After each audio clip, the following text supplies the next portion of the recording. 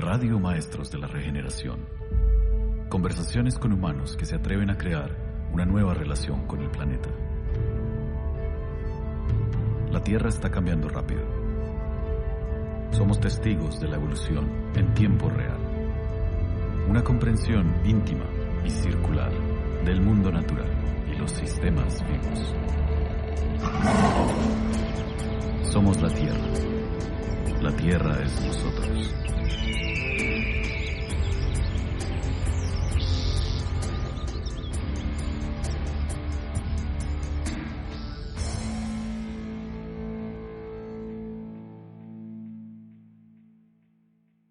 Hola a todos, bienvenidos al episodio 14 de Radio Maestros de la Regeneración. Mi nombre es Tomás Reyes. Nuestro invitado de hoy es Sebastián de los Ríos. Sebastián es economista del desarrollo y profesor universitario.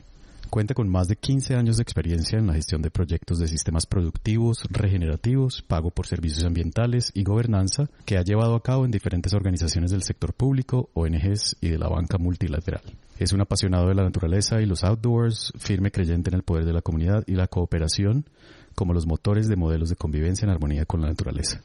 Sebastián vive en el Valle de Cocora, Quindío, con su esposa Isabel y su hija Sara. En este capítulo hablamos del desarrollo, la espiritualidad, el cambio, el territorio y el autoconocimiento. Recuerden que pueden escuchar el podcast en Spotify, Apple Podcast, YouTube, Google Podcast, Stitcher y demás plataformas. Si hablan inglés, el podcast también está disponible en las mismas plataformas como Masters of Regeneration Radio. Disfruten este episodio 14 con Sebastián de los Ríos. Este es su anfitrión Tomás Reyes. Listo. Aló. Aló. Entonces, ¿qué, Sebastián? Don Tomás. Bienvenido a Maestros de la Regeneración. Muchas gracias por la invitación y por tener esta grandiosa oportunidad de poder conversar contigo y compartir reflexiones.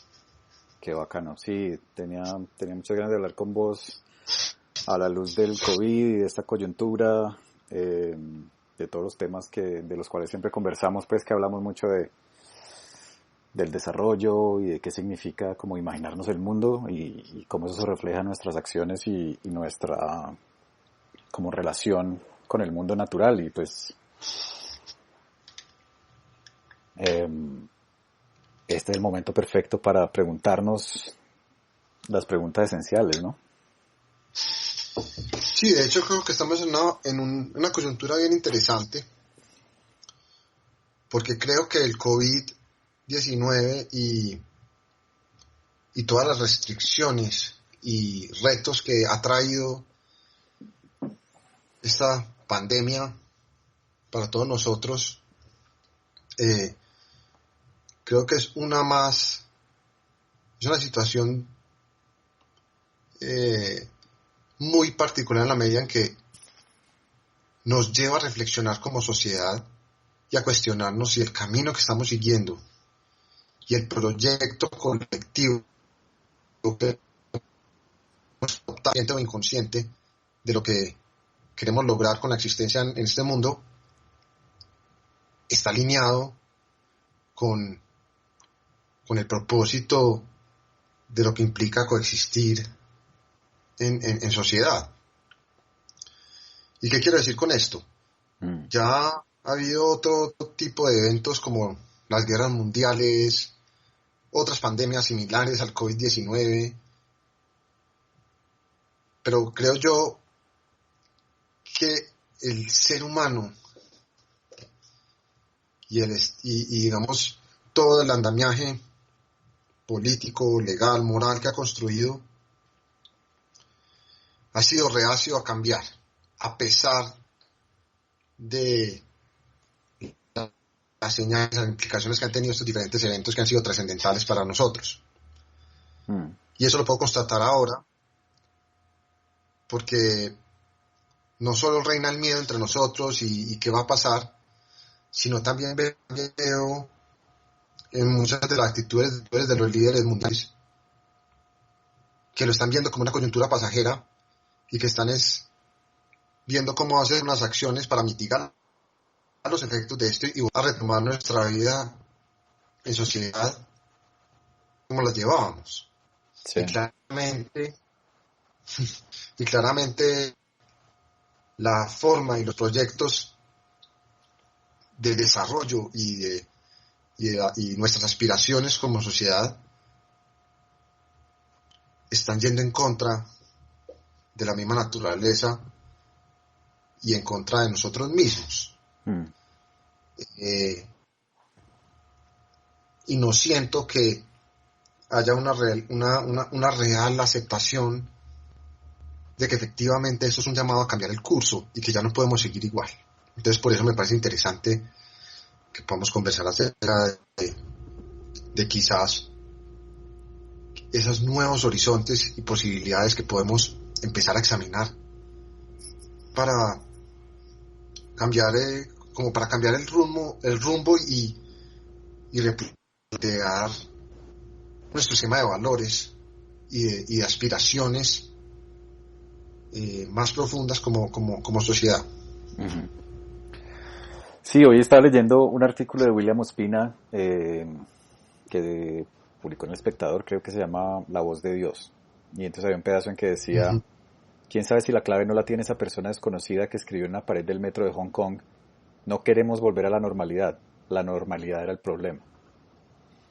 Entonces, para volver a lo que te decía al comienzo, como es un buen momento para preguntarnos cuáles son las motivaciones, cuáles son las intenciones como especie que nos llevan a vivir como vivimos, cuáles son los modelos de realidad colectivos que hemos aceptado hasta ahora, y preguntarnos a nivel esencial qué son esas cosas que conforman ese modelo de realidad colectivo que hemos aceptado hasta ahora, que es el que nos ha traído hasta donde estamos, ¿no?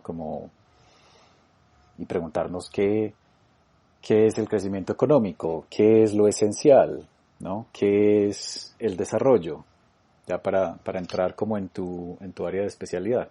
Ese tipo de preguntas pienso que son las realmente profundas e importantes para hacernos en este momento. Claro, necesariamente eso nos lleva a traer a colación el concepto de desarrollo. ¿Por qué? Porque si bien vemos que actualmente prima y lo más acuciante es la salud de las personas, porque vemos que este virus ha traído consigo también mucha destrucción y muerte, sigue o persiste la gran preocupación, bueno, ¿y qué va a pasar con la economía? Estamos restringidos, muchos nosotros no podemos salir a trabajar y a generar ingresos y la economía está estancada. Entonces nos lleva a un dilema moral, y es, bueno, ¿prima la salud o prima la economía? ¿Sí? Entonces, para volver al punto, por eso es importante hablar de desarrollo. Desarrollo, digamos, desde la definición de diccionario, se puede definir como un evento que constituye una nueva etapa en una situación cambiante. Es cambio. ¿Sí? Pero cuando lo llevamos al plano de la economía y a los sistemas sociales y económicos, lo que plantea en últimas es precisamente la dirección que como sociedad estamos llevando ese cambio que queremos. Y cómo estamos enfocando todos nuestros esfuerzos para que eso pase. Y en los últimos 50 años, ese cambio, esa aspiración última ha sido el crecimiento económico. Es decir... ¿en términos de desarrollo también? En términos de desarrollo. Sí, el desarrollo lo podríamos equiparar a crecimiento económico. A pesar, haciendo una salvedad, a pesar que en los últimos años han salido, digamos, conceptos nuevos como el desarrollo humano, como el desarrollo sostenible y otros paradigmas que han tratado de incorporar otras variables como precisamente el ser humano o el ambiente también como objeto de consideración y de cuidado, ¿cierto?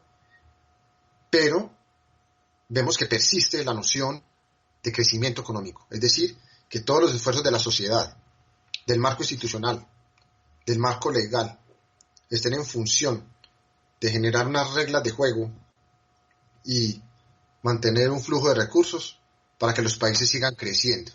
Y en últimas, en eso es que nos hemos enfocado, es cómo crecer, cómo incluso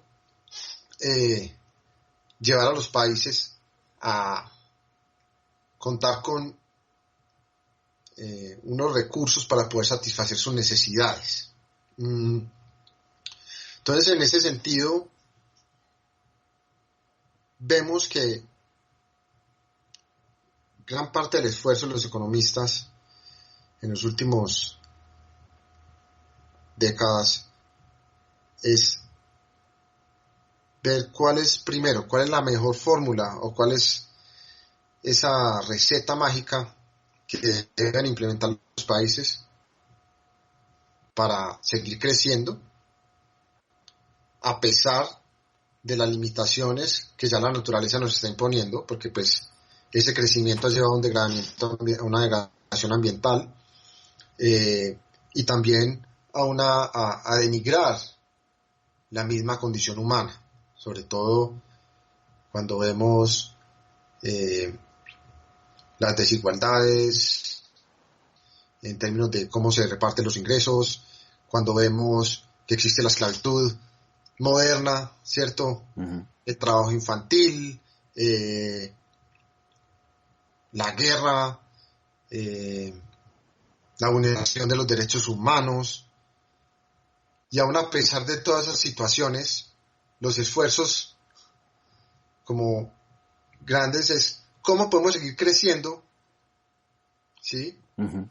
A pesar de todas esas situaciones que nos están afectando, pero no nos preguntamos, ¿será que es esa misma aspiración a seguir creciendo en términos económicos la que nos está trayendo precisamente todas las problemáticas estructurales que estamos viviendo? Uh-huh. ¿Sí? Y eso es lo que yo siento que está pasando ahora a la luz de la crisis. Es, listo, esperemos que esto pase, que se aplane la curva y que podamos volver a nuestras vidas como veníamos haciendo. Sí. Y ahí es donde yo creo que tenemos que entrar y detenernos a reflexionar un poco qué debemos cambiar y sobre todo dar una discusión en torno a si es viable como humanidad seguir aspirando a que nuestra mayor aspiración sea seguir creciendo en términos económicos. Uh-huh. Y si más bien debemos es buscar ajustes serios en torno al papel del Estado, de la institucionalidad, de las leyes, para adaptarse a una nueva visión como colectivo y como sociedad. Sí. Sí, yo pues que soy cocinero, pienso mucho en este momento en que nos pone a todos, cada uno en casa, en la situación que tenga que refinar, sea en familia, con su pareja, o solo, o solas. Y dos, pues a realmente lo esencial, a estar en un solo lugar, concentrados, y a pensar en que necesito conseguir buenos alimentos, buena agua, y afortunadamente pues podemos respirar mejor y hay más silencio en las ciudades, ¿no? Pero entendiendo que es la naturaleza la que nos acaba de poner acá. Es como que la jefa nos mandó para la casa a pensar, nos mandó para el cuarto a pensar en eso que acabamos de hacer, ¿no? Como un niño regañado, colectivo. Como vaya para su cuarto y piense en eso que acaba de hacer, ¿no? Entonces, para volver al punto de lo que estabas diciendo, ¿cómo nos hemos imaginado el mundo y cuál es la intención que hemos sostenido y qué necesitamos saber para modificar eso, para refinarlo, para hacer las transformaciones del caso? Yo creo que, como lo acabas de mencionar, el hecho de vernos obligados a estar en confinamiento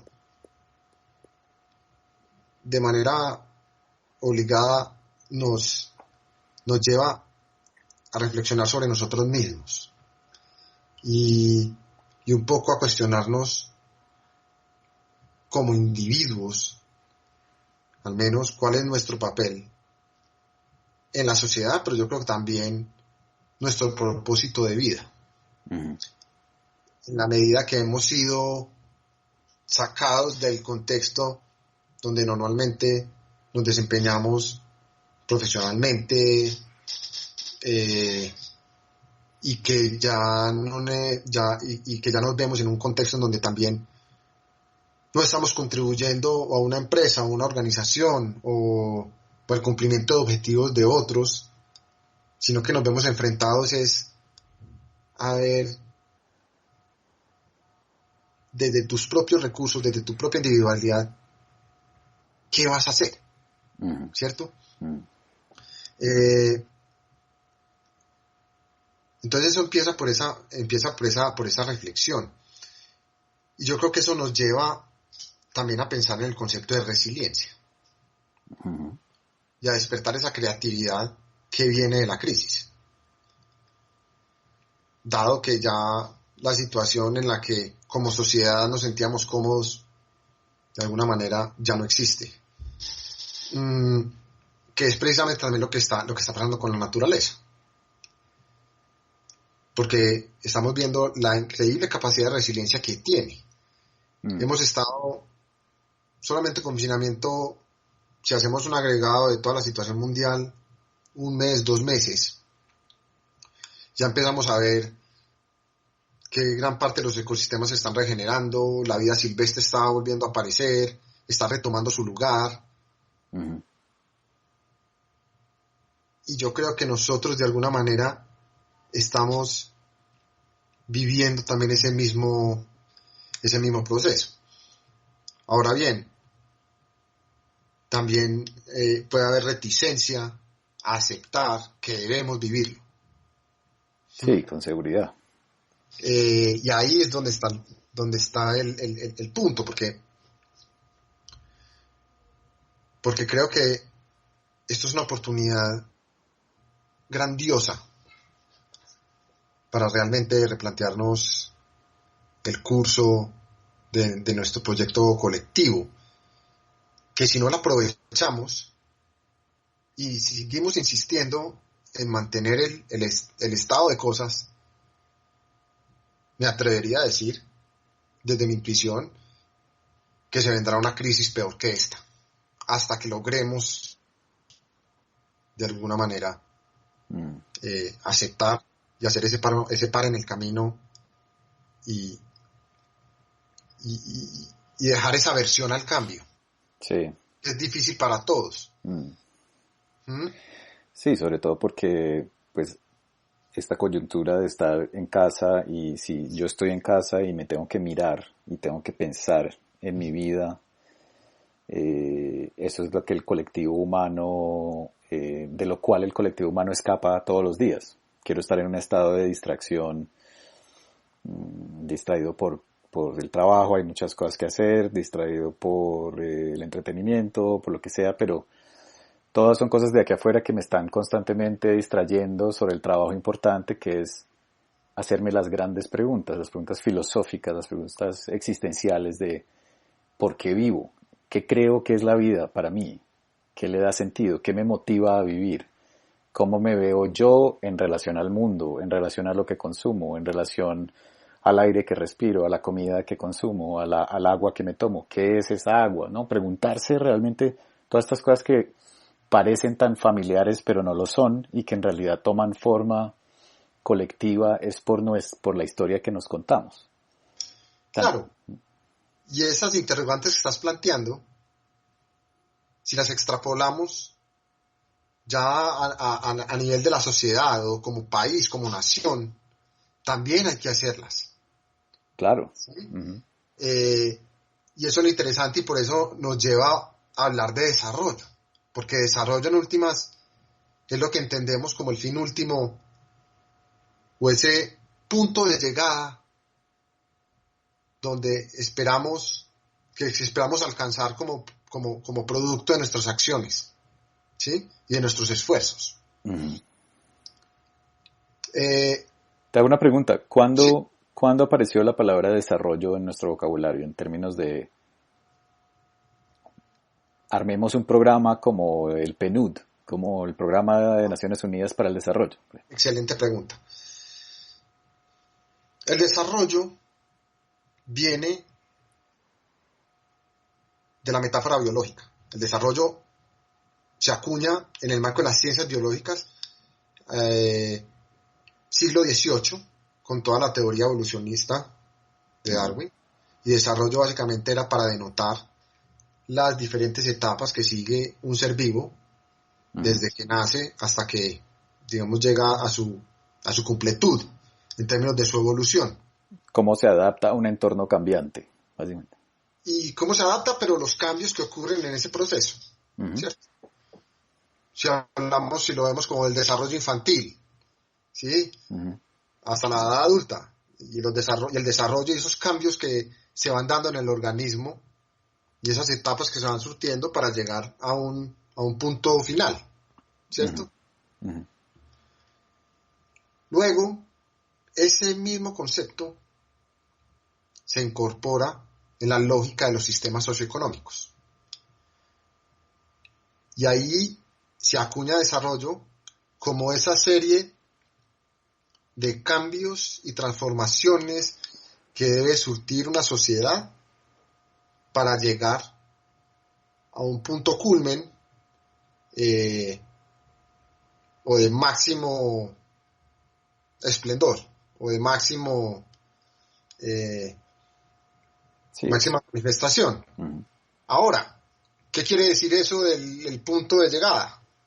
Pues eso está en función de los valores que como sociedad promovemos. Uh-huh. Que en este caso, al menos desde el pensamiento occidental, ese punto último es un estado de plenitud material. Te estabas cortando un poco. ¿De plenitud qué? La satisfacción de las necesidades en términos de las necesidades humanas. Y Okay. el material, Okay. ¿sí? De la satisfacción material. Uh-huh.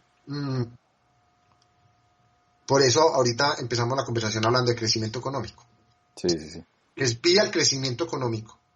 La economía generando recursos y dinero en una economía de mercado, en donde con ese dinero pues vamos a adquirir básicamente cosas Uh-huh. para hacer nuestra vida más feliz. Uh-huh. ¿Sí? Y es una felicidad, digamos, muy asociada a lo material. Ese estado de plenitud se da en función de la disponibilidad de esa abundancia material para los miembros de una sociedad. Sí. Ahora bien, vemos que en el mundo hay una dicotomía cuando hablamos de los países desarrollados y los países no desarrollados o en vías de desarrollo. Entonces, de alguna manera hay una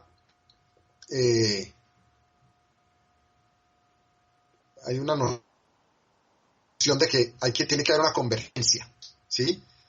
En donde ya existen unos países desarrollados que son el referente, y hay unos que están en vías de desarrollo que, si siguen esas recetas, esos preceptos y esos modelos, que en últimas son el modelo neoliberal y el paradigma capitalista, van a llegar a ese mismo estado.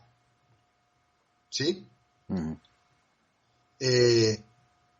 Y así es que hemos creado este orden mundial, en función de disponer, adaptar, crear los marcos institucionales, sociales, culturales, en función de el paradigma y el pensamiento capitalista y de la economía de mercado como el sistema perfecto para llegar a ese nivel de desarrollo esperado. Ajá. ¿Cierto? Ahí es interesante porque ese modelo de desarrollo implica, como ya lo había dicho, que hay unos referentes. Entonces podemos hablar de Estados Unidos o de Europa Occidental, incluso algunos países del sudeste asiático, y que el resto de países también deben llegar allá.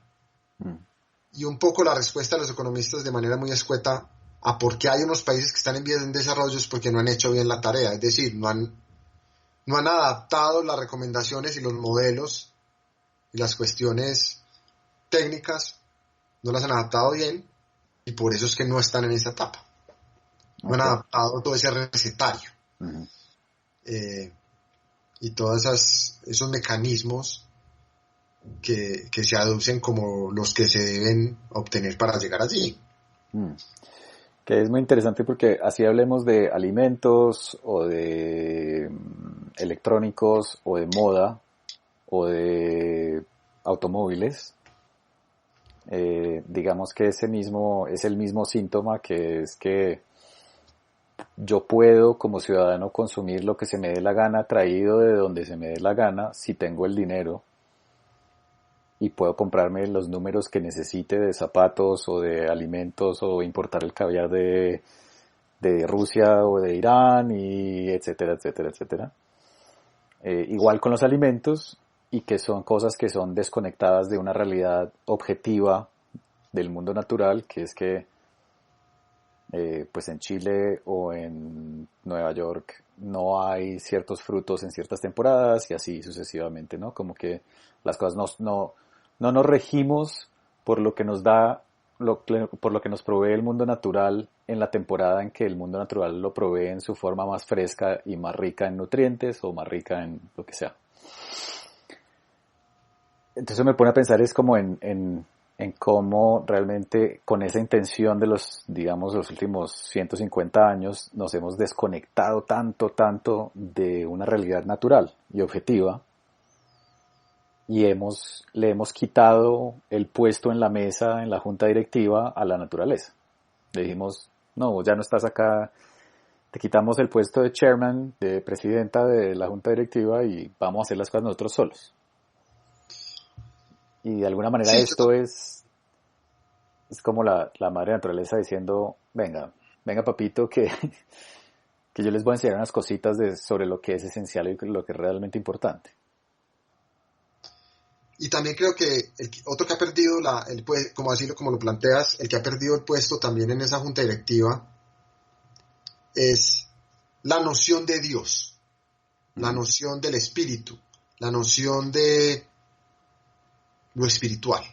Sí. Como punto de llegada y como eje rector de las acciones humanas. Porque aquí también hay algo interesante de dónde viene el concepto de progreso. Okay.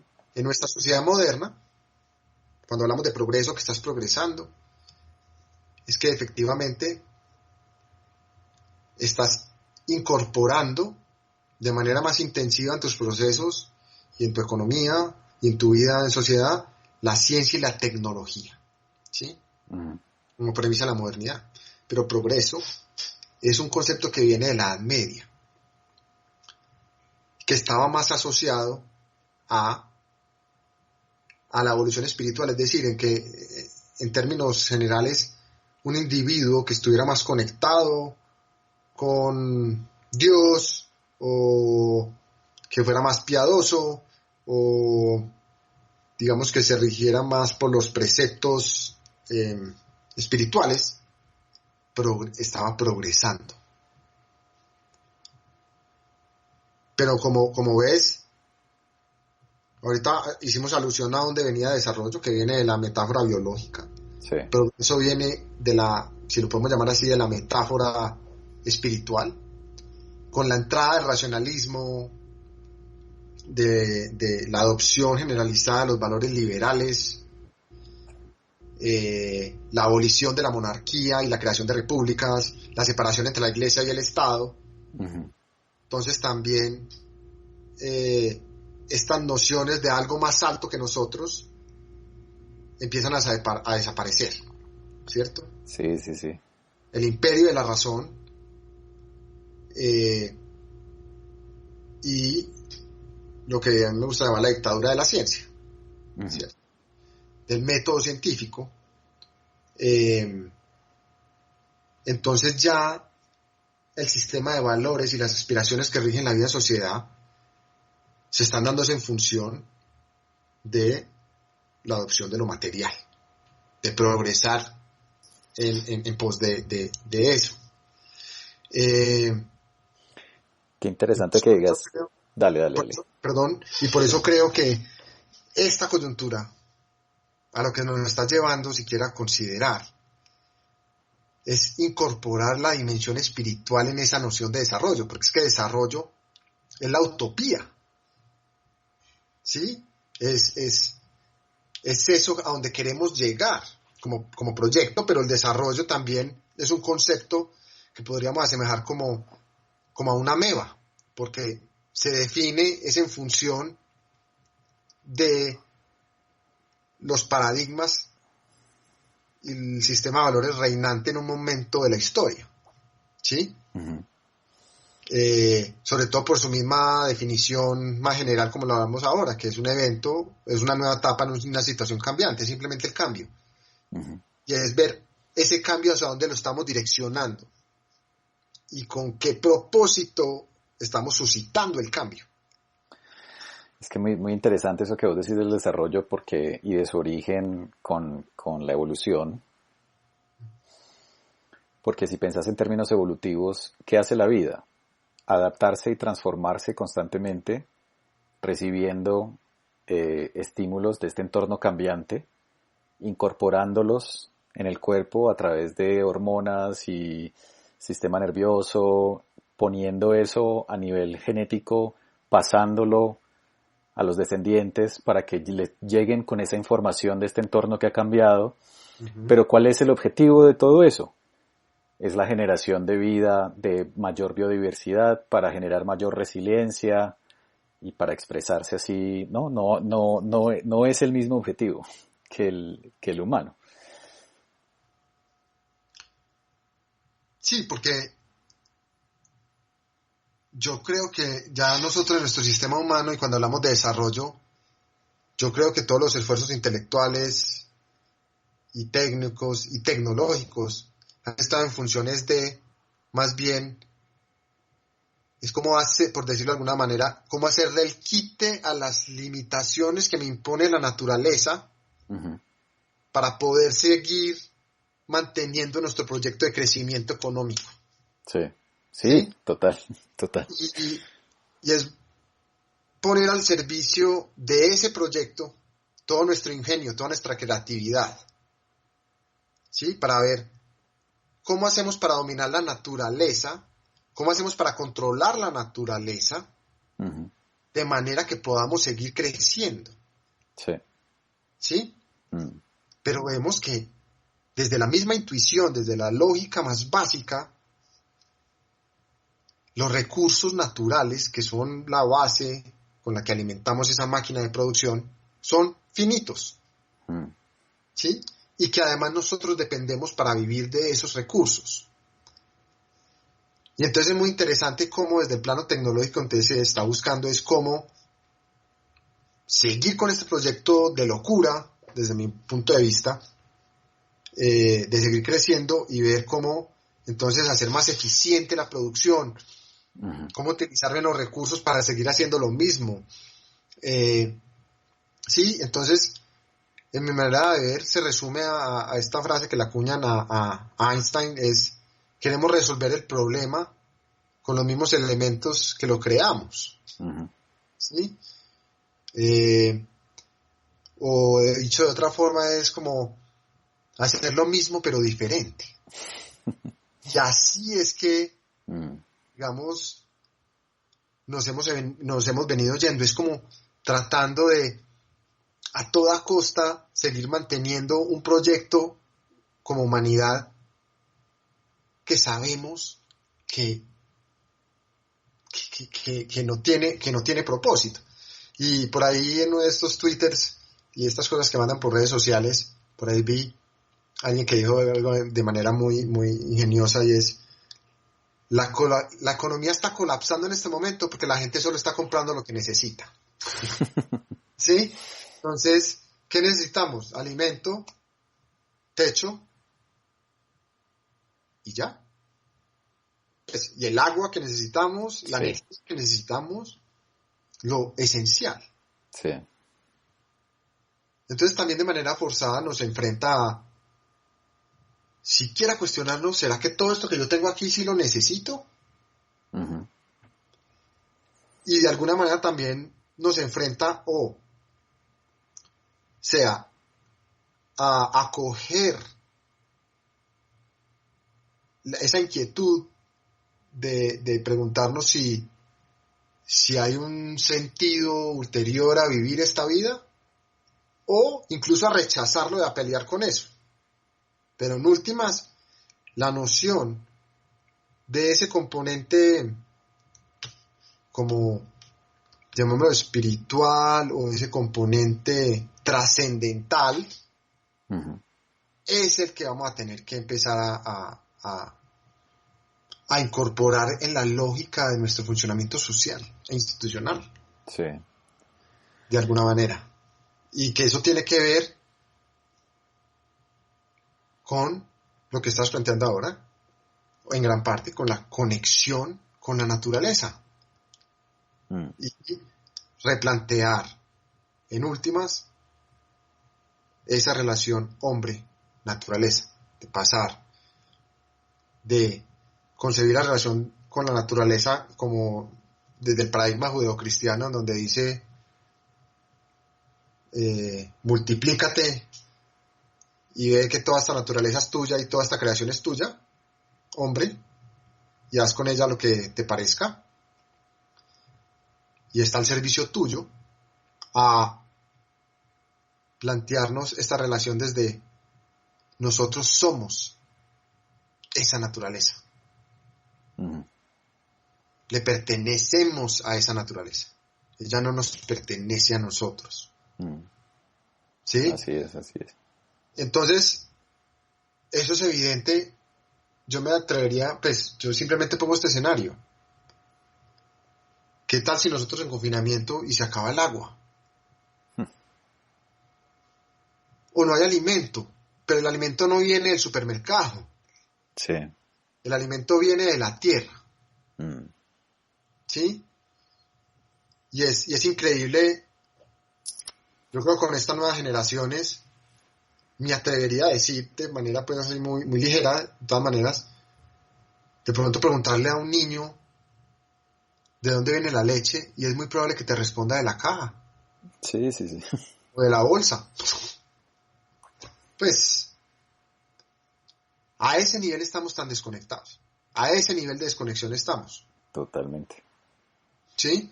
Porque no entendemos, porque nos vemos como separados de esa naturaleza, nos vemos separados del otro. Y en últimas, todos estamos interconectados, y esta pandemia es una clara evidencia de ese concepto, la medida en que ya no importa si te enfermaste en Alemania o si te enfermaste en Sierra Leona. Sí. Pues, sí. Ya no importa si eres Tom Hanks o si eres Sebastián de los Ríos. A ese nivel de interconexión estamos. A ese nivel de interdependencia. ¿Sí? Y yo creo que esa es la metáfora detrás de lo que nos está pasando en este momento. Y que entonces el miedo a lo que va a pasar con la economía y de qué vamos a vivir, creo que nos estamos preocupando en lo que no es. Si bien a mí también me angustia, porque pues eso genera incertidumbre al nivel más mundano, y también le dedico mucho pensamiento a eso, pero también me pongo a pensar si me estoy haciendo las preguntas correctas o me estoy preocupando por lo que debería preocuparme. Sí, que es muy bacano porque o sea, a nivel simbólico como colectivo, en lo que nos pone el COVID se frena la carrera, que nadie sabe muy bien qué es esa carrera del desarrollo que necesito hacer más billete y es un ideal a obtener por allá lejano y que son muy pocos los que llegan, si bien la clase media ha crecido como nunca en la historia y la gente más que nunca tiene poder adquisitivo, etcétera. Pero también en tiempos de crisis, ya a nivel más existencial del individuo, cuando ocurren grandes crisis de crecimiento en la vida de la gente, es como si la vida te quitara todo lo que tenés en ese momento porque necesitas cambiar, necesitas transformarte y dejar una piel atrás. Uh-huh. Pero para poder hacer lo nuevo, que es lo que necesitas hacer para ese crecimiento que te está llamando y que te está causando, que ese llamado es tan poderoso que tenés que soltar eso viejo, la primera reacción, que es la misma reacción del arquetipo del héroe, de la aventura del héroe, es el rechazo. Yo quiero seguir haciendo lo mismo. Yo estaba bien en mi mundo ordinario. Eso es lo que nos está pasando a nivel colectivo. Es como, total, yo no quiero responder al llamado a la aventura, quiero seguir haciendo, yo quiero mi mundo ordinario donde yo estaba bien, supuestamente. Pero para poder entender lo nuevo, pues hay que salir a la aventura y entender que hay que dejar atrás algo. Claro, y por ahí hay un aforismo que dice como es arriba es abajo. Y eso también nos lleva a replantear el tema de la globalización. Tú ahorita lo planteabas, que estábamos en un modelo de mercado donde podíamos un día comer caviar de Irán, o kiwis de Nueva Zelanda, o no sé, digamos comida de ninguna parte. Uh-huh. O toda nuestra ropa hecha en China. Ahora con estas mismas restricciones que nos trae la pandemia, pues ya cada vez eso se hace más difícil. Necesariamente yo creo que todas las sociedades están volcando su mirada hacia qué tenemos aquí en nuestro país, adentro, cuáles son nuestras capacidades, cuáles son nuestros activos, como para ponernos al servicio de lo que tenemos que vivir cada uno en su contexto de reclusión, porque es que la reclusión no solo individual, sino también como países, porque pues hemos cerrado fronteras, ¿no? Que es lo mismo que pasa a nivel individual. Entonces te dices, estoy en una situación donde no estoy en mi zona de confort, ya no puedo ir a trabajar lo que hacía normalmente, y es ver, bueno, yo qué sé hacer, cuáles son mis activos, yo cómo me puedo reinventar para adaptarme a esta nueva situación. Uh-huh. ¿Sí? Entonces es muy interesante porque, por eso decía, como es arriba es abajo, es como esa lógica de fractal en donde ese mismo patrón como de reflexión va permeando todas las diferentes dimensiones de la realidad. Uh-huh. ¿Sí? Uh-huh. Sí, que eso nos lleva a pensar mucho para volver al tema de la globalización, del desarrollo y de lo esencial, a esto de lo que hablamos vos y yo bastante, que es y que hablábamos un poquito de eso con Beth Ratner hace un mes, la del Biomimicry Institute, de esa palabra que a mí me parece horrible, que es la glocalización. Ajá. Sí. Pero que es probablemente, muy seguramente hacia dónde vamos, y que es como mi primo en Pereira, que es agricultor, que posteó un video ayer que se viralizó, ¿no? Que hablando de lo local y de comprar colombiano y de cómo, y entonces ahora la gran pregunta es, miremos casos puntuales de diferentes regiones de cada país, en nuestro caso en Colombia, por ejemplo.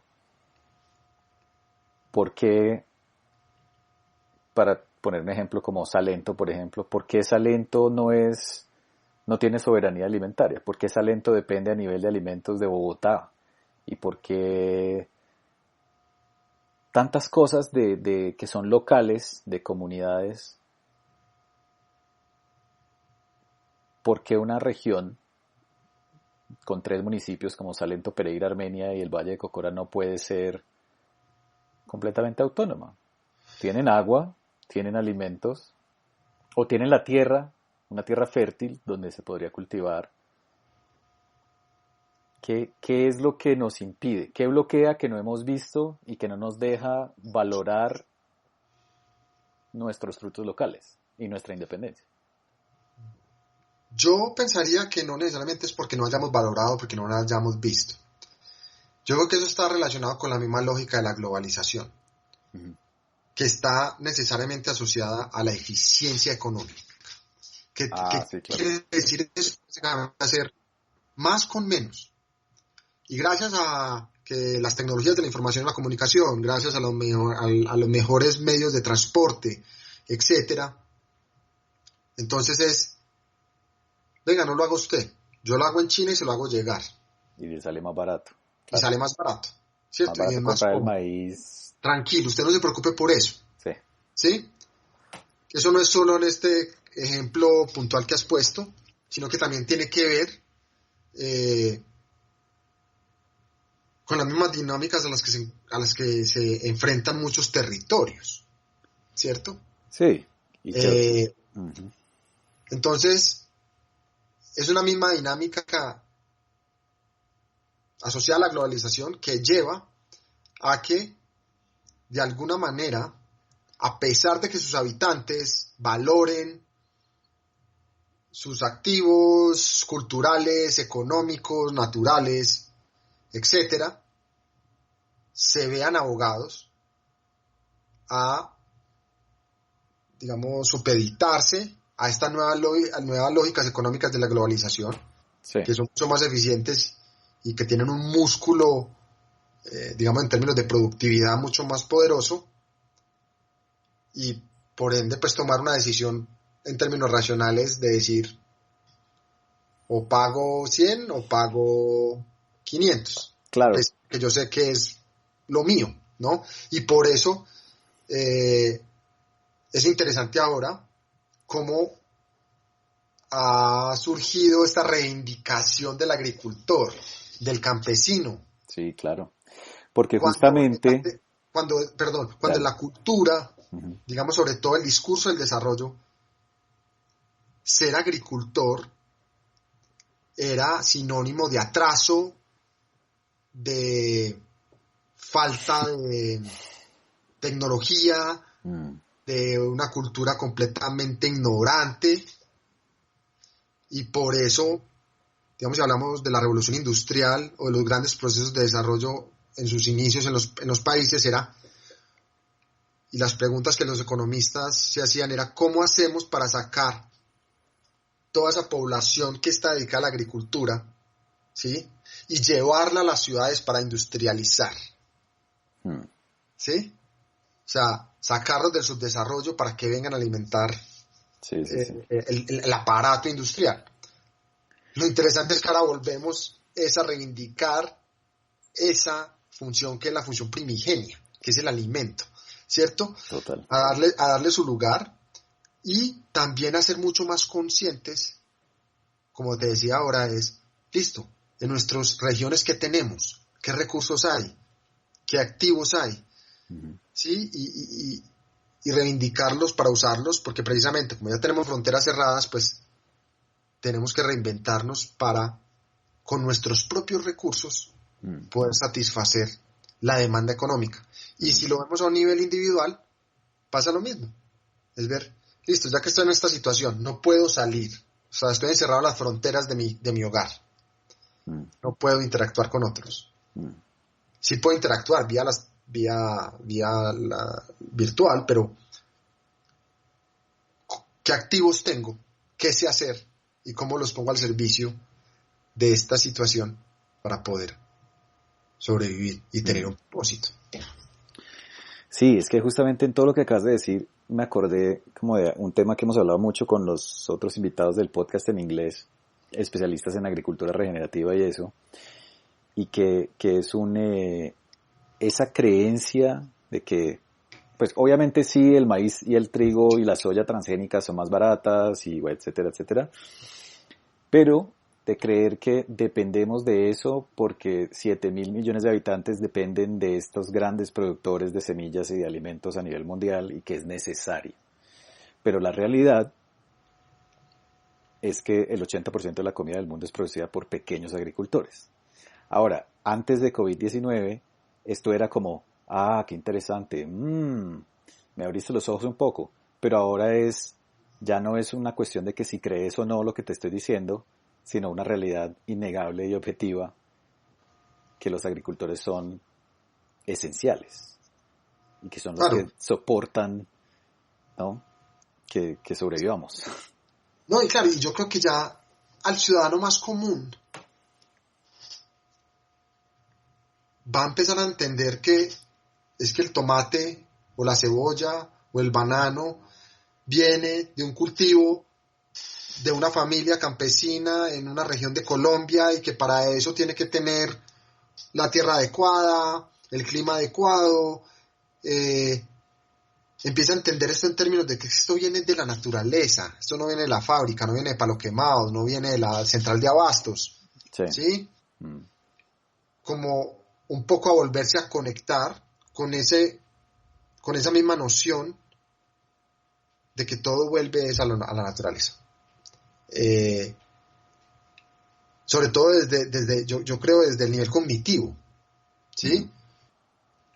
Porque como estamos tan acostumbrados, sobre todo en la vida en la ciudad, en que vas a un restaurante y siempre hay pescado, o siempre hay vegetales, o sí, y que te lo sirven y, hoy en el menú no hay. ¿Cómo así que no tiene hoy pescado? Sí. No, pero es que el pescado está en veda y los pescadores del Pacífico en este momento no tienen gasolina para echar las lanchas para poder salir a pescar. Ya empezamos a ampliar la noción y el entendimiento de la interdependencia de todos nosotros y cómo nos vamos uniendo y que todo está conectado.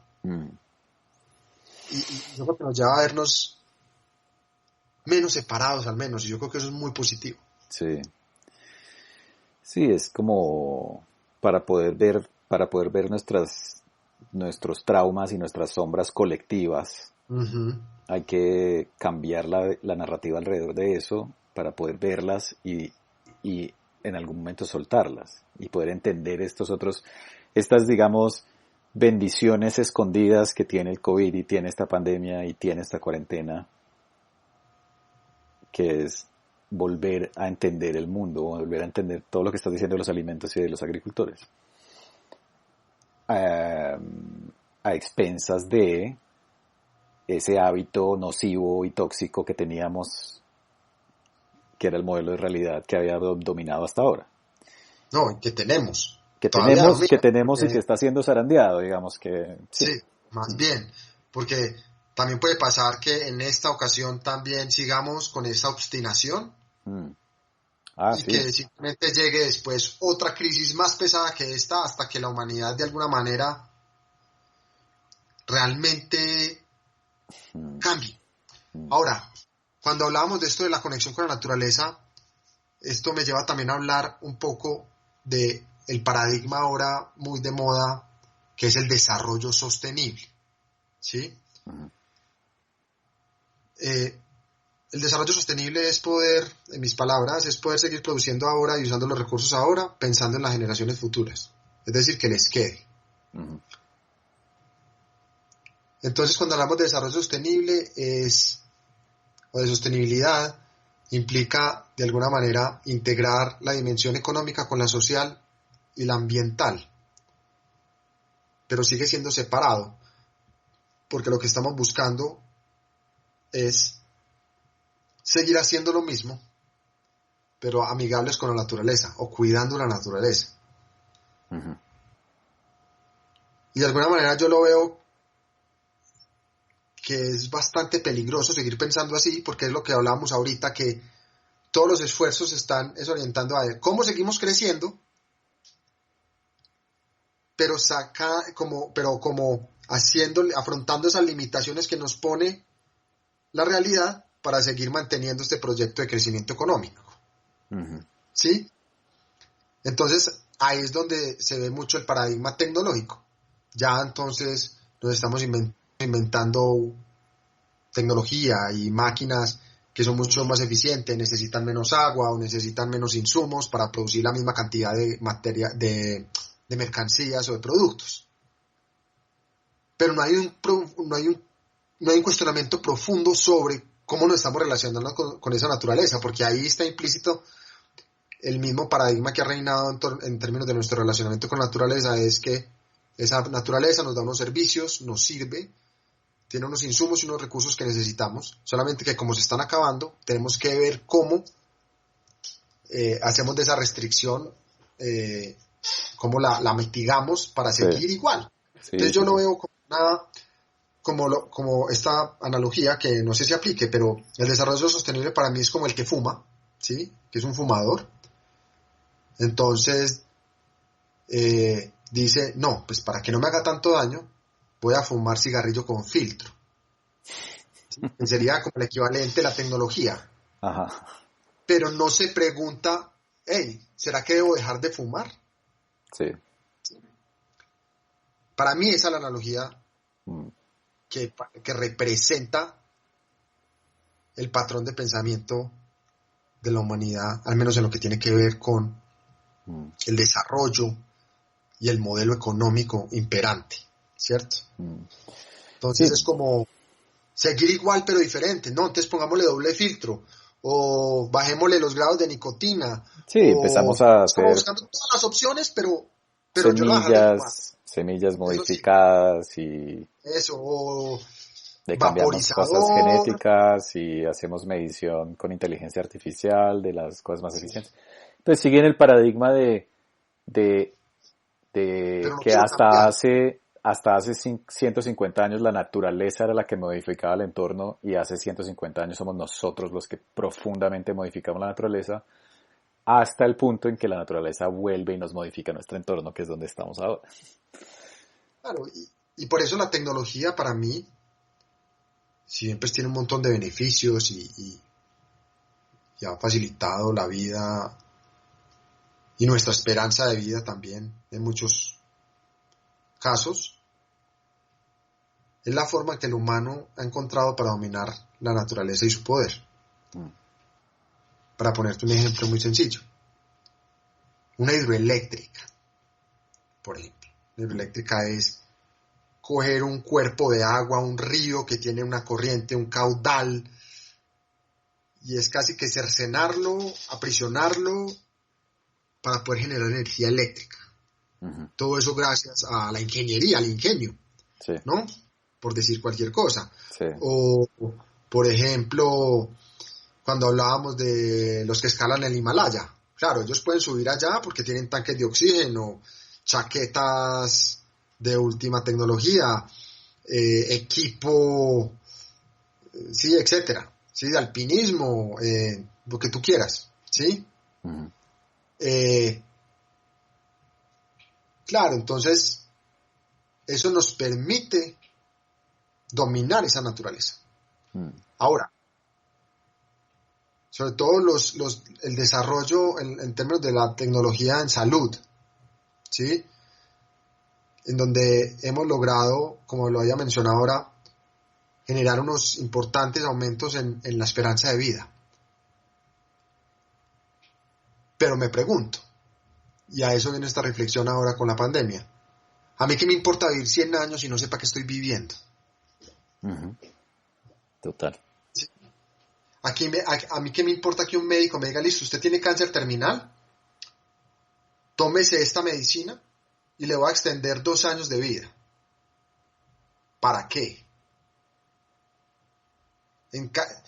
Si yo tuviera claro el propósito de mi vida, quizás no tendría cáncer.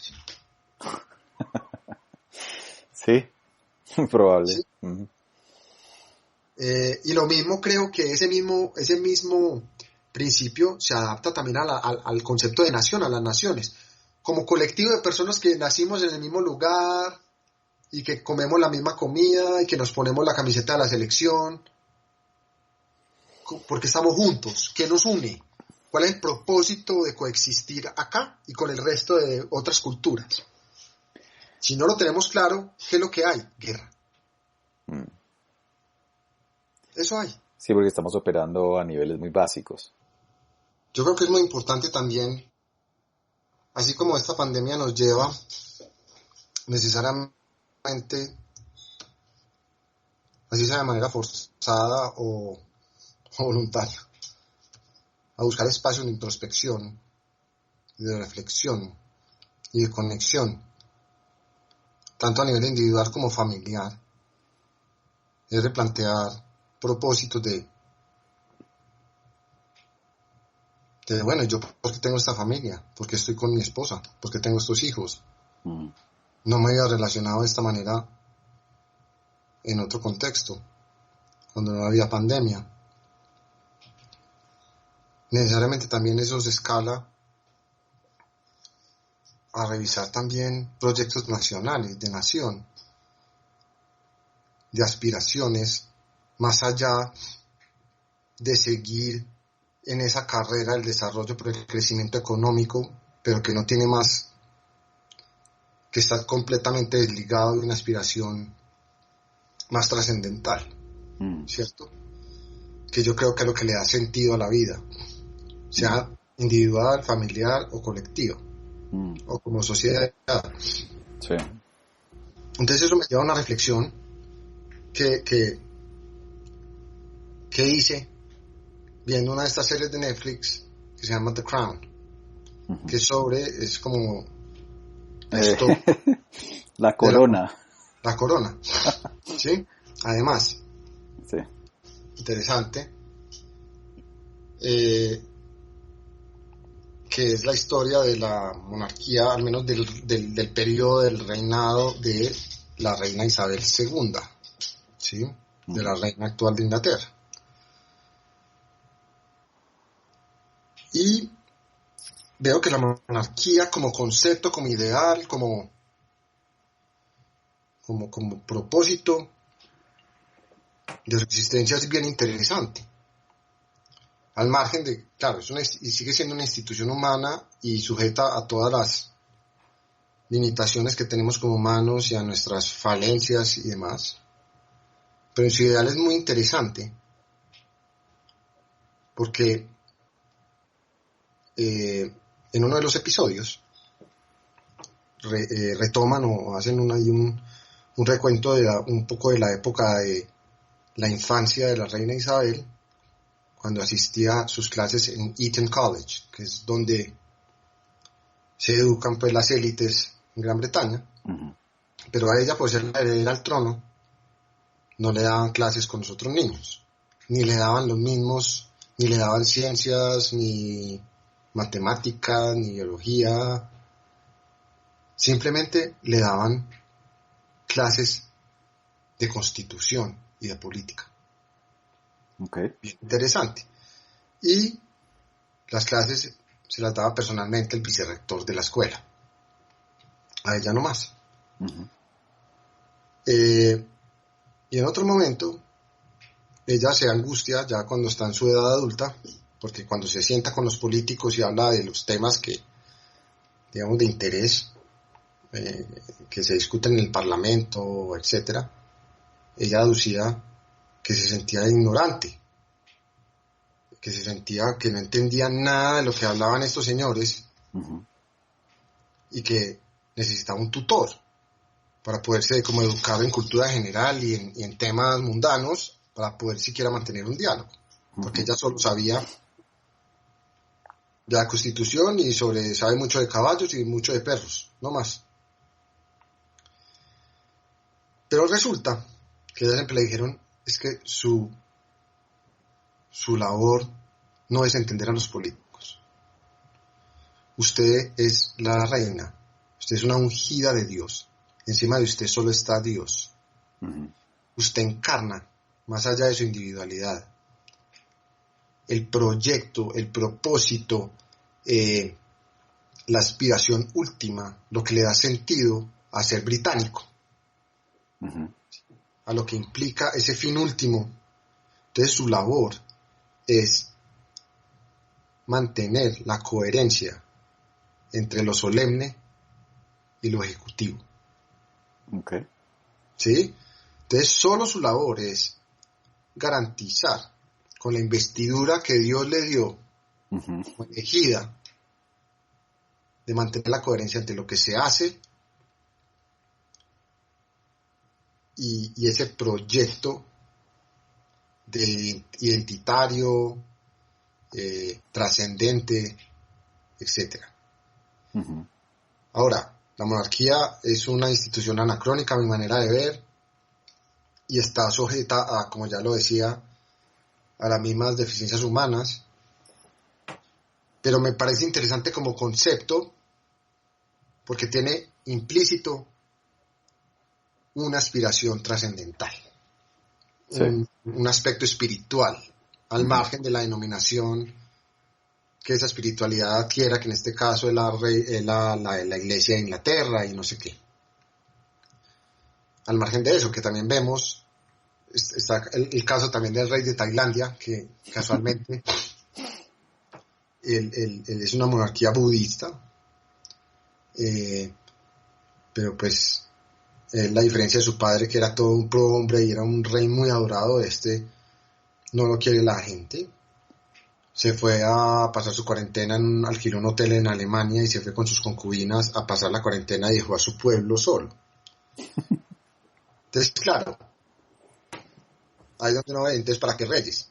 Entonces por eso lo hablo más desde su ideal, Sí, sí, sí. sin necesariamente justificar pues que tengamos que volver a la monarquía, ni mucho menos. Pero sí trayendo a colación la importancia de tener algún tipo de visión o de proyecto espiritual o trascendente como sociedad. Sí. ¿Sí? Qué interesante, sí. Porque que era la labor original del rey o de la reina, que era unir el cielo y la tierra, Uh-huh. ¿no? Que era pues una aspiración mayor, trascendental, como decís, como esa regla de oro de la que estábamos hablando, de que cómo puede cambiar nuestra motivación, nuestra intención, cuál puede ser ese driver, ¿cómo se dice en español? Esa motivación esencial que todos los actos humanos tienen que estar alineados con esa intención. Y qué interesante que digas eso, porque en ese mismo artículo que te comentaba de William Ospina, tenía otro parrafito que te voy a compartir muy bacano, que decía: son muchos los que piensan que es el ser humano el que ha creado a Dios, pero puede ser más exacto decir que lo ha descubierto, Uh-huh. como se descubre una estrella. Dios, dijo Kant, no es asunto de la filosofía o de la ciencia, sino de la moral y del arte. Quizás Dios es el nombre que le damos a la naturaleza y al asombroso orden que la rige. Claro. Pero claro, desde el pasado los reyes y las reinas pues se corrompieron y empezaron a modificar esas reglas a su antojo. Porque Claro, somos y es muy humanos. interesante, porque eso también podemos hablar del Vaticano, ¿sí? Uh-huh. La figura del Papa. Uh-huh. Digamos que en sus principios y en sus valores, al menos en el papel, por decirlo de alguna forma, es interesante que exista este tipo de figura, Uh-huh. ¿sí? Que sea como ese pastor espiritual y demás, que claramente, pues, hablando del Vaticano, no hay institución más corrupta que el Vaticano, a mi manera de ver.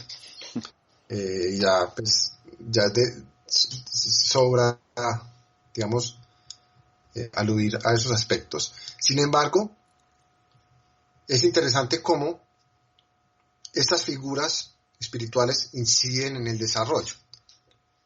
Y voy a poner 3 ejemplos. El más reciente es el de Francisco y su encíclica Laudato Si. En su encíclica Laudato Si, digamos, es un llamado muy concreto a que empecemos a cuidar la naturaleza, a ser más conscientes de esta vida materialista que hemos ido llevando, del mismo modelo de desarrollo como sinónimo de crecimiento económico, etcétera, ¿sí? Uh-huh. El otro ejemplo que es muy interesante es el de Juan Pablo II y cómo Juan Pablo II tuvo un papel preponderante en la caída de la cortina de hierro y en la disolución, al menos, de la bipolaridad digamos, del comunismo Uh-huh. en la Unión Soviética y, digamos, todo el bloque capitalista y esa dialéctica que se daba ahí. y era una figura religiosa. Y hay un caso bien interesante en Tailandia. Digamos, Tailandia es una monarquía que se abrió muy recientemente, pues se ha ido abriendo al mundo, y ha ido adoptando también el modelo capitalista en su accionar, pero para poderlo hacer y adaptarse a estos nuevos aires de cambio, hizo toda una estrategia de lo que se llamaron los monjes del desarrollo. Entonces lo que hacía era mandar los monjes budistas a las aldeas, a los pueblos, a decirle a las personas que aspirar a tener más cosas y al placer y a la abundancia material no era malo, que era bueno, que la idea era poder trabajar duro para poder, digamos, conseguir cosas, que eso iba en contra de los preceptos budistas, y eso lo que hizo fue toda esta campaña de evangelización, por llamarlo de alguna forma, sentó las bases culturales para la adopción del capitalismo en Tailandia. Okay. Entonces, estos ejemplos simplemente para ilustrar que necesariamente tiene que haber de alguna forma, porque es que estamos programados así, un tipo de aspiración trascendental, que también yo pensando, cuando estamos en el mundo bipolar, comunista, capitalista, el bloque, digamos que en lo fundamental, a mi manera de ver, el capitalismo y el comunismo es lo mismo, porque ambos buscan el crecimiento económico y la consolidación de su poder. ¿Sí? Es el mismo objetivo, digamos, trascendente o estructural, a pesar de ya las diferencias que hay. El bloque capitalista pues tenía unas libertades individuales, el respeto a los derechos humanos y todo, digamos, todos los valores liberales. Y el comunismo tenía pues otras formas de lo que hacía era lo contrario, restringir la individualidad en servicio de lo común, la propiedad colectiva de los medios de producción y de la plata, etcétera. Pero en ambos sistemas se reproducía las mismas, enfermedades, pues llamarlo así. Porque a pesar de que en el libre mercado todos somos libres de tener y de ascender en la escala social, la plata se sigue concentrando en la mano de unas élites. En el comunismo también, a pesar de que todo era de todos, los privilegios y la plata eran de 3 personajes. Y en lo religioso, pues digamos que en el bloque occidental hay libertad de culto y usted le dan el derecho a creer en lo que quiera. En el comunismo le dan derecho a no creer en lo que quiera. Es decir, a no creer. El ateísmo, etcétera. Entonces, esa es la paradoja, es como la antítesis, es como las dos caras de una misma moneda.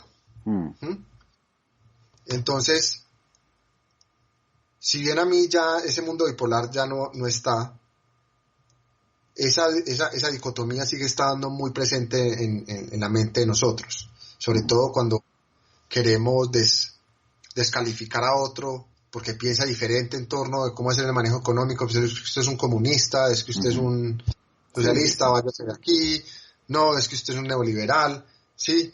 O un capitalista. Si bien es anacrónico, pero ahí está. Entonces es bien interesante cómo seguimos apegados a cosas que yo ya veo que no tienen, que van a dejar de, ahora sí, si ya lo habían perdido, ahora sí ya van a desaparecer a la luz de los retos que nos impone esta pandemia. Y eso nos devuelve a una idea esencial, no una idea, un aspecto esencial de nosotros, y es que somos organismos de historias. Entonces siempre hay una historia predominante que nos organiza y no nos organizamos alrededor de una idea de un país o de una constitución o de una religión o de los monjes que se fueron a decirle a la gente que todo bien con el capitalismo, ¿no? Es una historia. bueno, entonces en esta historia, estas son las reglas del juego, yo puedo hacer eso, bueno, listo, bueno, me gusta esa historia, ¿no? Y en este libro de este historiador joven holandés, creo que se llama Utopia para realistas, él daba un ejemplo muy bacano de el gobernador de, no recuerdo si era Utah o Idaho, que había propuesto un experimento porque él quería acabar con los habitantes de la calle y que Utah fuera un estado sin gente viviendo en la calle. Y logró convencer, ¿no?, a todo el mundo que hicieran el experimento de darle vivienda y un salario mínimo básico a todos los indigentes, a todos los que vivían en la calle. Y lo que eso hizo unos años después es que el Estado se había ahorrado como 16 millones de dólares y que toda esta gente se había convertido en individuos productivos para el Estado. Porque ya tenían sus necesidades esenciales cubiertas, digamos. Y estaban agradecidos y ya no tenían que pensar en sobrevivir. Sino en crear. Exacto. Crear valor. Y ahí es donde, claro, cuando hablamos del tema de las narrativas y de las historias, ese yo creo que es el papel que juegan las constituciones, al menos en los países donde eso existe.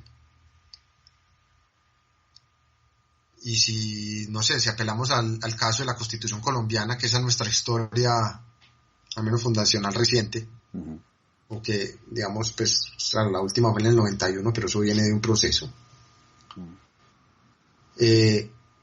Uno lee esa Constitución y es maravillosa. Es de un país utópico, es de un país perfecto, ¿no? Y es interesante que tengamos al menos esas aspiraciones como sociedad. Yo creo que el problema fundamental, no solo en Colombia, sino que yo creo en todo el mundo, es incoherencia. Sí, porque es que están estas narrativas, como estos deber ser, pero que usualmente las acciones de los ciudadanos y sus gobernantes son completamente incoherentes con esos valores, con esas estipulaciones, que, digamos, también en Colombia el marco legal también es muy sofisticado, es muy de avanzada, pero no hay forma de cumplirlo. Y en gran parte no es solo porque haga falta plata o recursos, es por la misma incoherencia en el accionar de los que sostienen ese marco institucional y legal, ¿cierto? Y eso se reduce a nuestro nivel de conciencia. Y por eso también el desarrollo necesariamente tiene que incorporar esa dimensión espiritual como aspiración digamos, que resulta del sistema económico y del sistema cultural, ¿sí? O de nuestro modelo cultural. Entonces es muy interesante una constitución tan de avanzada como la nuestra, en donde nuestra cultura es la cultura del vivo, es la cultura del individualismo, es la cultura del robo, la cultura del avispado, ¿no? Entonces también no estamos siendo conscientes de que tenemos eso. Entonces, tener este tipo de leyes, este tipo de constituciones, en donde también la ley sirve para darle la vuelta, para interpretarla de manera que justifique acciones que no están encaminadas a cumplir con esos ideales que tenemos, y seguir así no tiene sentido, ¿cierto? Claro, entonces lo que decís con la coherencia es como de una coherencia colectiva y alineada, realmente no desvinculada de ese ideal que está plasmado en la Constitución o en el manifiesto de país, como sea que queramos llamarlo. ¿Qué herramientas, qué modelos alternativos existen que vos conoces, así como la localización o los sistemas de intercambio o cosas que la mayoría de la población desconoce, pero que existen y que en algunos lugares del mundo han sido implementadas y que son modelos alternativos, que no es como para volver al tema de que, estos comunistas, no sé qué, sino que son modelos alternativos de empoderamiento de comunidades, de reimaginación de cómo fluye la abundancia, el dinero, los proyectos productivos para empoderar un solo lugar o una comunidad, o independizarse un poco de la dependencia del Estado. Y tener mayor autonomía. Uh-huh. Digamos, de lo que estás hablando, hay un concepto que es interesante, que es el de localización, uh-huh. que básicamente es un llamado a reivindicar la cultura, a reivindicar la identidad y la esencia de un territorio. Uh-huh. Es volver a, digamos, con lo que se tiene y con lo que hay, generar valor. Porque venimos de un modelo globalizador en donde podíamos viajar a cualquier parte, traer de cualquier parte, e incluso nosotros, al menos como colombianos, todo lo de afuera es mejor.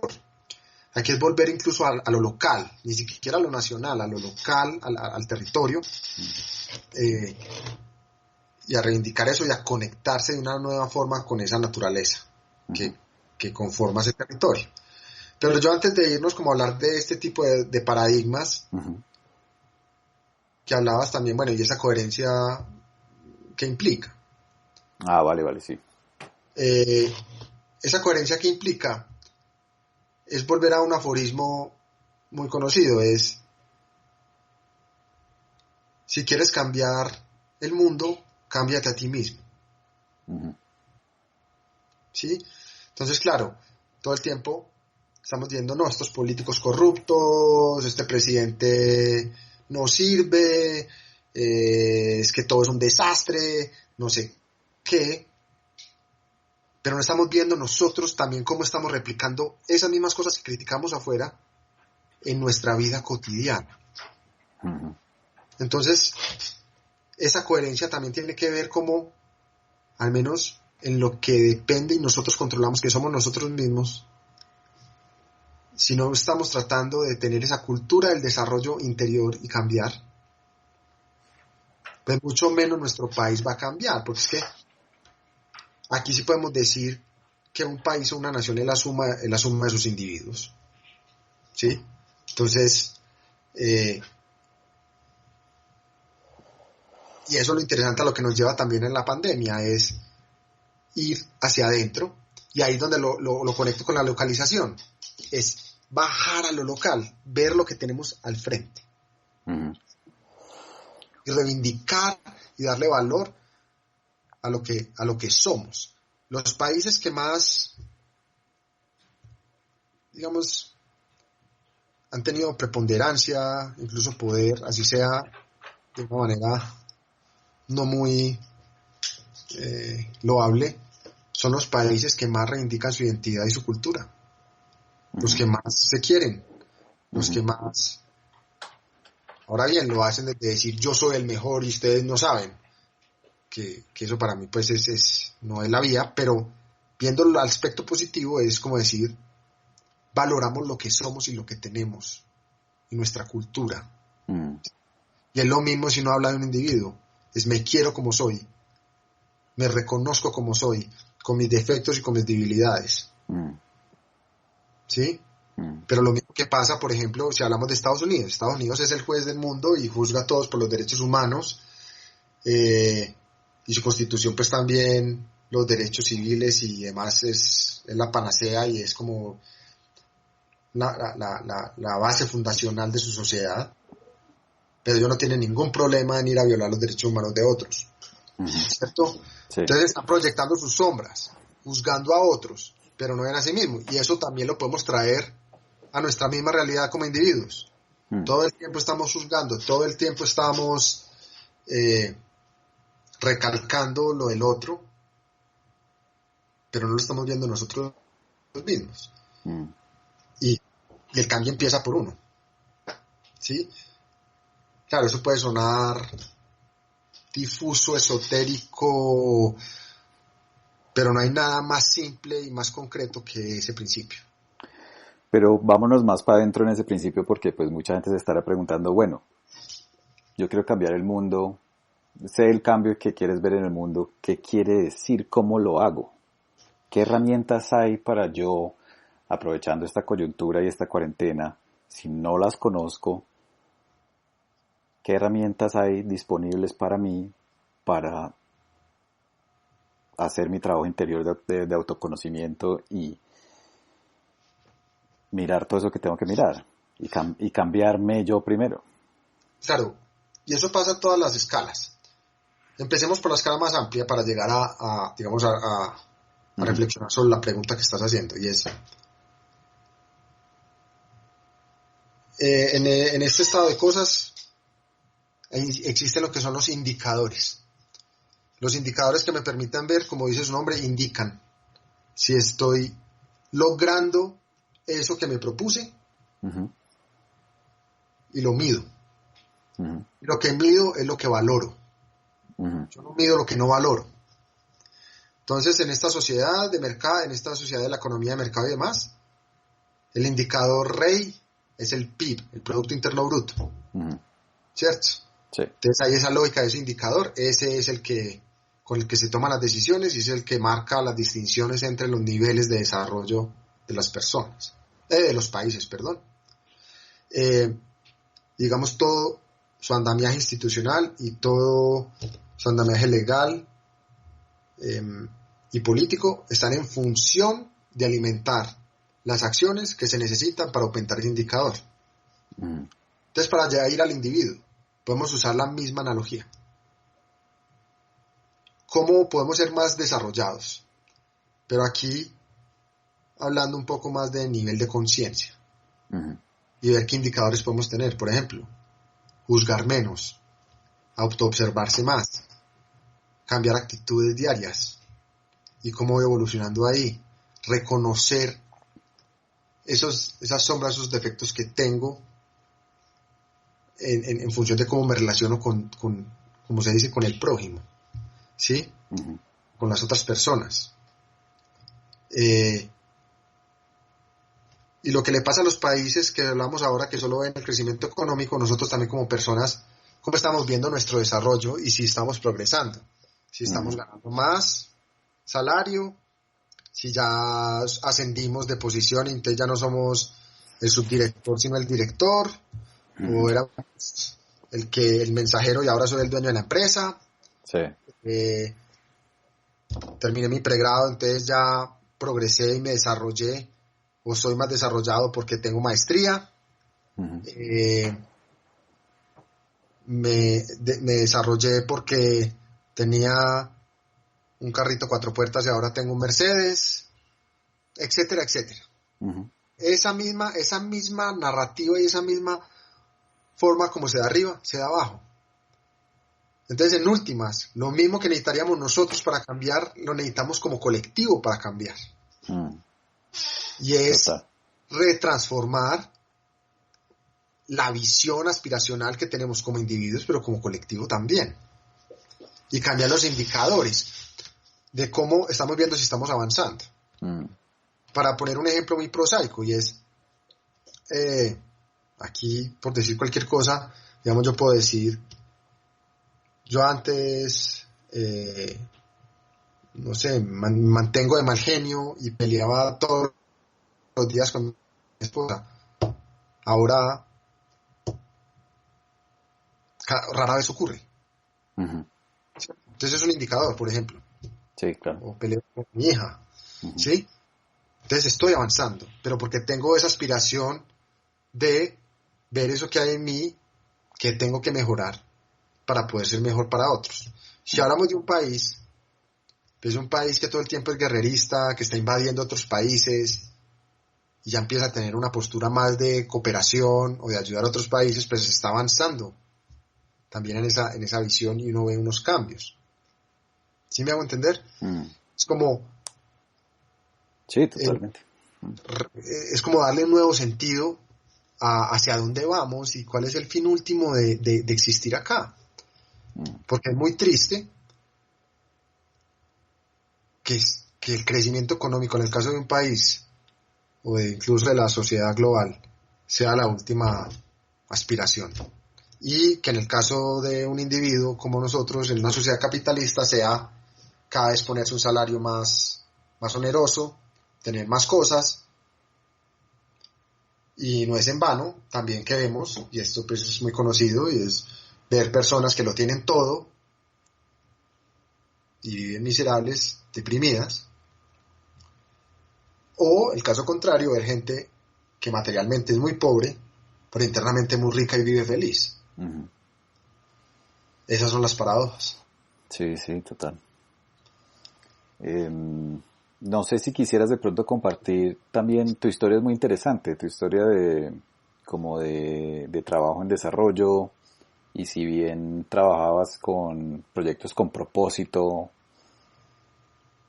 había algo en vos que no te satisfacía del todo, o sentías un vacío de alguna manera, y que creo que sería un ejemplo muy bacano para la gente que está escuchando, como escuchar una historia personal de un individuo en relación a esto.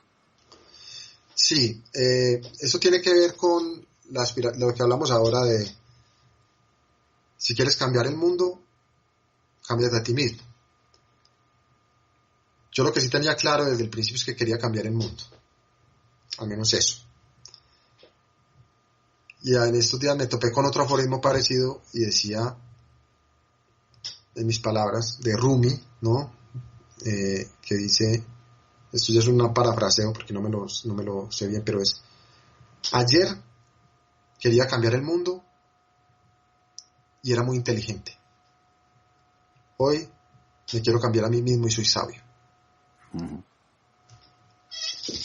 Entonces, yo empecé a trabajar, y es lo que llevo trabajando todo este tiempo, en temas de cooperación internacional, de proyectos sociales, de proyectos ambientales, consciente de que mi intervención de una u otra manera estaba beneficiando a muchas personas y estaba contribuyendo con el mejoramiento de su calidad de vida. Lo que podemos también, como yo me considero como un agente de cambio, es aquel que propicia y busca propiciar que cambien situaciones a través de proyectos o a través de estrategias, ¿cierto? Pero llegó un punto de mi vida en que yo sentí este vacío, y a pesar de que me iba bien en mi trabajo y tenía cierto reconocimiento, empecé a ver que igual en mi vida personal, de un momento en donde mis relaciones con mi familia, con los otros, a veces no era la mejor, a pesar de que había estudiado mucho y que tengo muchos diplomas y demás, no estaba logrando los resultados que quería ver allá afuera como resultado de mi trabajo, pues. Y al principio entonces me dije, bueno, esto quiere decir que tengo que estudiar más, certificarme en más cosas, hacer más cursos, y eventualmente pues las cosas cambiarán. No fue así, a pesar de que lo hice. Entonces, esto que yo estaba haciendo, como de trabajar en estos temas del desarrollo y en comunidades y demás, me di cuenta que lo que estaba haciendo era buscando la aprobación de otros, la aprobación social, la aprobación de la academia, la aprobación de mi familia. Claro, este es un tipo que se dedica a causas loables, y si le va bien y demás. Pero a pesar de que estaba trabajando en un contexto con propósito, dado que pues quiero creer que estamos ayudando a otros, nunca me estaba ayudando a mí mismo. Entonces estaba buscando todo afuera. Y después digo, bueno, si no es afuera, es adentro. Y ahí fue entonces cuando, y esto pues yo creo que este camino nunca termina, pero sí de emprender con disciplina y seriedad el camino de autoconocimiento y empezar a identificar esas cosas de las que me quejo, de las que le recalco en otros y los descalifico por eso, cómo esas cosas las tengo yo en mí. Uh-huh. Y a reconocerlas e integrarlas como parte de mí. Uh-huh. Y como producto de ese proceso, pues fue este trabajo que ahora estoy consolidando, que se llama Magia para Agentes de Cambio. Okay. Que es acompañar a agentes de cambio, es decir, personas que como yo trabajan en temas de desarrollo, en proyectos orientados a mejorar la vida de las personas, etcétera, a que encuentren cómo alinearse con su verdadero propósito. Y yo encontré en este trabajo de acompañamiento, si bien estoy usando las mismas herramientas que aprendí a lo largo de mi carrera profesional y en mis estudios, ponerlas al servicio de ese acompañamiento a otros, a que encuentren su verdadero propósito. Y ahí fue que yo encontré mi verdadero propósito. Uh-huh. ¿Sí? Sí, sí, sí. Entonces, para mí, esa fue la mejor forma de contribuir a la sociedad. ¿Y qué? Siendo un mejor yo. ¿Cierto?